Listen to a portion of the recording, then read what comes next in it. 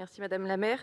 Alors moi, je vais vous parler de chiffres parce qu'en fait, c'est le sujet de cette délibération. Présenter un budget de plus de 3 millions d'euros en à peine 10 lignes, franchement, ça n'est pas sérieux. D'ailleurs, l'exposé des motifs est tout aussi pauvre. Nous sommes une fois de plus obligés de vous demander ici des explications sur le détail d'un budget exorbitant au moment même de son vote. Mais de qui se moque-t-on ? Que doivent penser les Parisiens de la gestion de l'argent public ? Je vous donne quelques exemples. 635 000 € pour la ligne Tumo, 635 000 € pour développer des compétences numériques. Pas d'explication, pas de précision. 170 000 € pour la création et l'exploitation du site internet. Mais quelle société a bien pu vous présenter un pareil devis ? Nous souhaiterions d'ailleurs savoir par quel marché êtes-vous passé.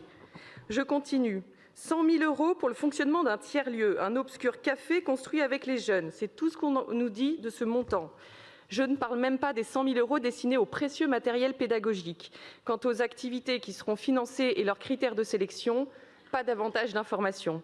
Bref, ces quelques lignes présentées à la hâte que vous appelez budget n'est qu'une liste de sommes colossales pour laquelle vous n'avez même pas pris la peine d'en détailler précisément le contenu.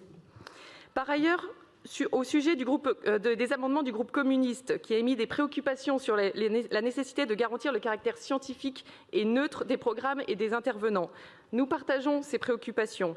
Mais ces amendements sous-entendent des critères idéologiques auxquels nous ne pouvons adhérer. C'est la raison pour laquelle, d'ailleurs, nous voterons contre. L'Académie du climat ne doit pas devenir un centre de formation politique de militants de gauche. Nous exigeons que les intervenants apportent un enseignement scientifique fondé sur les rapports officiels des instances nationales et globales, comme le rapport sur l'environnement du ministère de la Transition écologique et bien sûr du rapport d'étude du GIEC. Bref, cette délibération n'est clairement pas à la hauteur des ambitions annoncées, surtout quand on voit que la dette de la ville a grimpé de 700 millions d'euros pour l'année 2020.